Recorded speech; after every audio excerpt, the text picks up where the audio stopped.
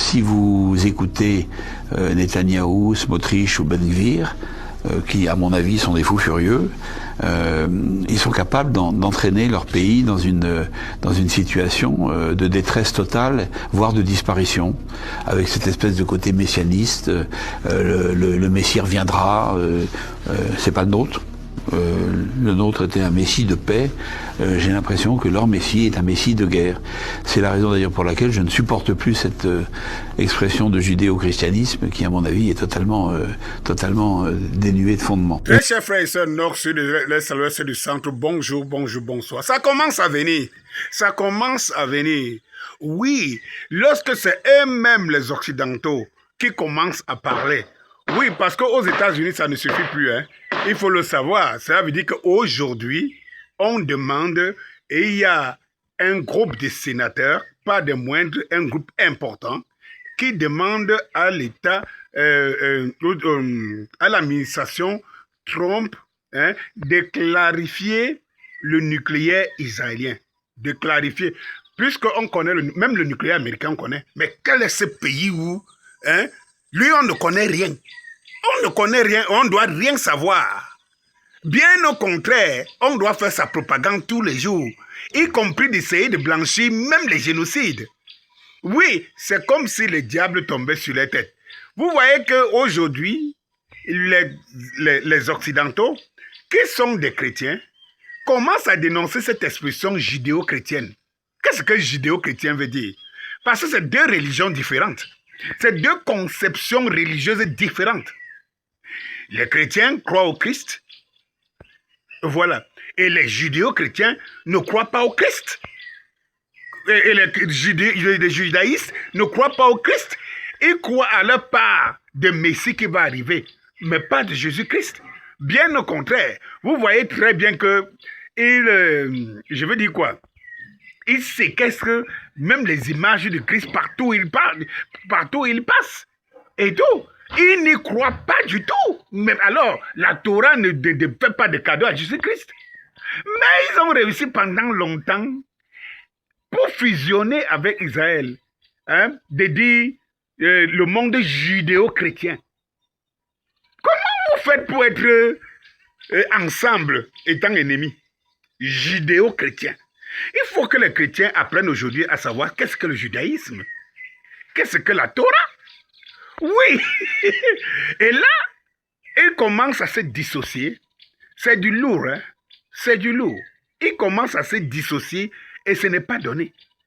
Vous savez ce que Netanyahou dit à propos?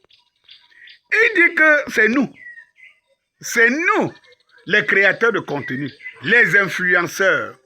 C'est nous qui avons mené une mauvaise campagne, une campagne de diffamation contre Israël et qui porte ses fruits.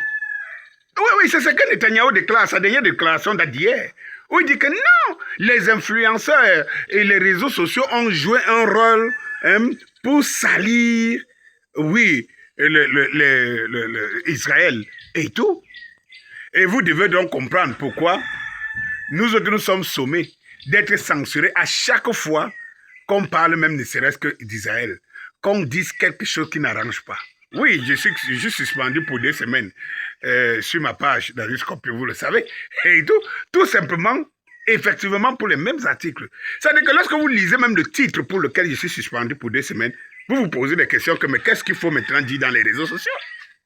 Lorsque je vous ai dit que les dirigeants que YouTube même a fait une sortie pour dire que compte tenu des obligations qu'ils doivent dorénavant respecter, ils auront à restreindre, oui, les contenus des influenceurs, des blogueurs, comme nous, au profit des médias, hein, imposés par le gouvernement. C'est YouTube qui a sorti, qui a sorti ce communiqué. Vous devez comprendre. Et il y a une autre sortie d'Angelino qui dit, mais l'extrême droite juive en France a pris en otage, hein, les médias et la communication.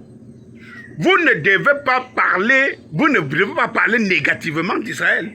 Vous pouvez mieux même parler de la France négativement. Est-ce que vous vous en rendez compte que c'est trop grave? Ça veut dire que mettre la France en France, vous pouvez me parler négativement de la France, mais vous ne pouvez pas parler négativement d'Israël. Mais c'est terrible. On arrive à une dimension que vous ne comprenez pas. Israël ne contrôle pas simplement les États-Unis et Donald Trump, ou bien ne contrôle pas simplement Donald Trump, mais Israël contrôle la France, c'est le nid d'Israël. Au point où, tous les jours, les débats, c'est dans l'antisémitisme. Les Israéliens peuvent aller détruire les églises, les Israéliens peuvent aller diffamer les sculptures de Jésus-Christ et tout, mais ne touche pas à une tombe juive en France. Non, non, non, c'est un tollé général. Ne touche pas. Ne touche pas. Quand vous voyez les Américains aujourd'hui, ils ont honte d'eux-mêmes. Quand les Américains disent, non, il faut déclassifier les dossiers d'Israël, ils ont honte d'eux-mêmes.